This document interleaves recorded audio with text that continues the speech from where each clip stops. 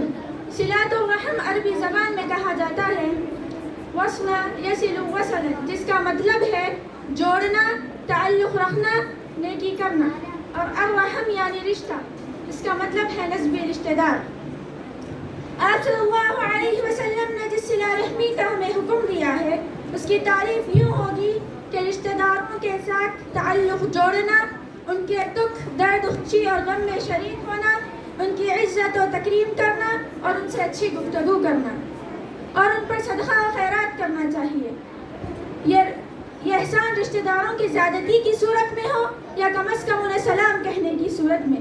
غرض یہ ہے کہ رشتہ داروں کے ساتھ ہر لحاظ سے خیر خواہی کا معاملہ کرنا صلہ رحمی کہلاتا ہے.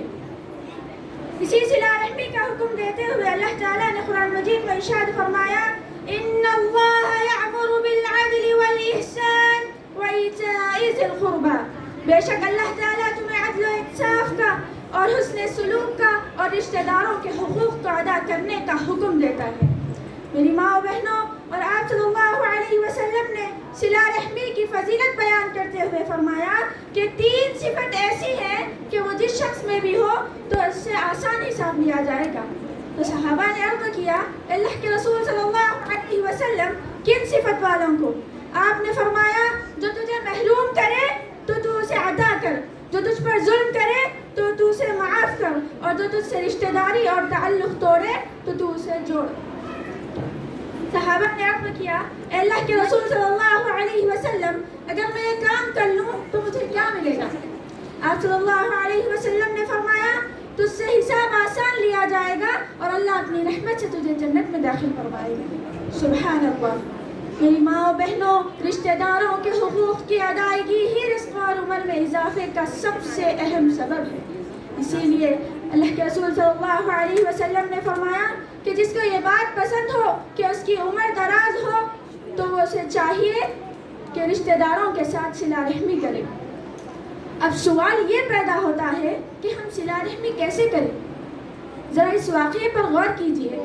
ایک مرتبہ اللہ کے رسول صلی اللہ علیہ وسلم صحابہ کو تشکیل دے کر بیٹھے ہوئے تھے. ایک آدمی دور سے چلتا ہوا آیا اور مسجد نبوی میں ٹھہر گیا. کہا اللہ کے رسول صلی اللہ علیہ وسلم میں آپ کو دیکھنے کے لیے یمن سے چلتا ہوا آ رہا ہوں. اللہ کے رسول صلی اللہ علیہ وسلم میں نے آپ کو دیکھ بھی لیا اور مل بھی لیا اور جان بھی لیا. آپ اس زمین کے آخری نبی ہیں. لیکن اللہ کے رسول صلی اللہ علیہ وسلم میں غریب آدمی ہوں، انتہائی مفلس ہوں، کیا مجھے ایک وقت کی روٹی مل سکتی ہے؟ آپ صلی اللہ علیہ وسلم نے مسکرا کر کہا ہاں کیوں نہیں. 2 قدم آگے بڑھے اور رک گئے.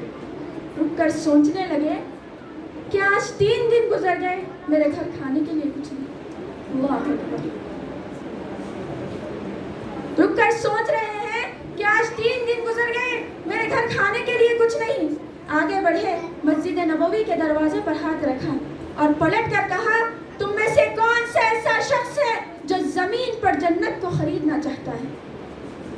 تو جابر بن عبداللہ رضی اللہ عنہ فوری طور پر آپ صلی اللہ علیہ وسلم کے سامنے آ کر کھڑے ہو گئے. کہا اللہ کے رسول صلی اللہ علیہ وسلم میں بے چین ہوں، میں بے قرار ہوں، اس عمل کو کرنے کے لیے آپ مجھے حکم دیجیے. آپ صلی اللہ علیہ وسلم نے فرمایا جابر اس ساتھی کو اپنے ساتھ لے جاؤ اور ایک وقت کی روٹی کھلا دو، اللہ تمہارے حق میں جنت کو لکھ دے گا. جابر رضی اللہ عنہ نے اس ساتھی کا ہاتھ پکڑا. کہا اے بھائی اللہ کے رسول صلی اللہ علیہ وسلم نے آپ کو میرا مہمان قرار دیا ہے، چلو میرے ساتھ. گھر پہنچے، دروازے پر دستک دی. جابر بن عبداللہ رضی اللہ عنہ کی بیوی نے دروازہ کھولا. باہر ساتھی کھڑے ہوئے ہیں. اندر آ کر بیوی سے پوچھتے ہیں بیگم کھانے کے لیے کچھ ہے؟ تو جابر بن عبداللہ رضی اللہ عنہ کی بیوی نے جواب دیا اے جابر کیا تم نہیں جانتے 2 دن سے ہمارے گھر چولہا نہیں جلا. اے جابر کیا تم نہیں جانتے 2 دن سے ہمارے گھر کھانے کے لیے کچھ نہیں. میں کچھ کھجور کو چھانتی ہوں جس کی کچھ بوری میں نے تمہارے لیے بچا کر رکھی تھی کہ تم کچھ کھاؤ گے تو کل کما کر لاؤ گے. میں نے بچوں کو پانی دے کر سلا دیا ہے، میں کیسی بھی سو جاؤں گی اور تم اپنے ساتھ کسی ساتھی کو لے کر آ گئے. کہا چھوڑو کوئی بات نہیں، دسترخوان بچھا دینا، جیسے ہی نوالا شروع کرے چراغ کو بند کر دینا. بیوی نے ایسا ہی کیا، جیسے ہی کھانا شروع کیا چراغ کو بند کر دیا۔ تھوڑی دیر بعد وہ اللہ کا بندہ اٹھا تو جابر بن عبداللہ رضی اللہ عنہ نے پوچھا، بھائی کیا آپ کا پیٹ بھر گیا؟ تو ساتھی نے جواب دیا، ہاں الحمدللہ، اب پیٹ میں کوئی حاجت باقی نہیں۔ دوسرے دن جب جابر بن عبداللہ رضی اللہ عنہ مسجد نبوی میں داخل ہوئے اور آپ صلی اللہ علیہ وسلم نے جیسے ہی آپ کو آتے ہوئے دیکھا، کہا، اے جابر، ابھی ابھی جبرائیل میری پہلو سے آسمان کی طرف کوچ کر گئے۔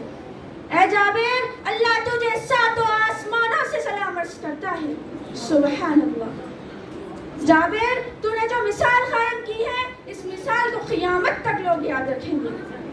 میری ماں و بہنوں، جابر بن عبداللہ رضی اللہ عنہ نے صلہ رحمی کی وہ مثال قائم کر دی جو رہتی دنیا تک کے لوگ یاد رکھیں گے۔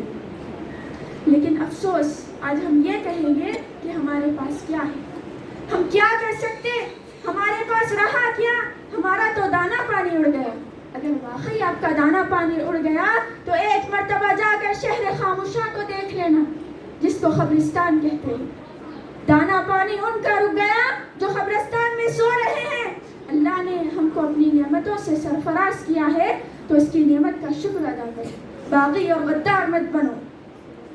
ہم کیا کر سکتے؟ یہ بھی تو صحابہ تھے نا، ان کے پاس کوئی چمچماتی کار نہیں تھی، کوئی بینک بیلنس نہیں تھا، کوئی اچھا گھر نہیں تھا، کوئی اچھے کھانے کے ڈشز نہیں تھے ان کے پاس، پھر بھی ہمت اور تڑپ، جذبہ جنون ایسا کہ ہر معاملے میں لبیک کہتے تھے۔ میری ماں و بہنوں، امت کا کیا حال ہوگا؟ کب تک ہم اپنی زندگیوں میں مست مگن رہیں گے؟ اللہ نے آپ کو جو کچھ دیا ہے اس میں سے خرچ کرنے والے بنو۔ جب تک آپ دوسروں کی ہمدردی اور محبت کی فکر میں لگے رہو گے، اللہ تعالیٰ تمہاری ہمدردی اور رحمت کی فکر میں لگا رہے گا۔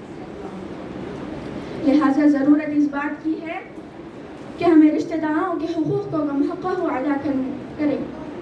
آخر میں اللہ رب العالمین سے دعا گو ہوں کہ اللہ تبارک و تعالی سب سے پہلے مجھ کہنے والی کو اور آپ سب سننے والیوں کو رشتہ داروں کے حقوق کو کم حقہ ادا کرنے کی توفیق عطا فرمائے، آمین۔ وآخر دعوانا الحمد للہ رب العالمین، والسلام علیکم ورحمۃ اللہ وبرکاتہ۔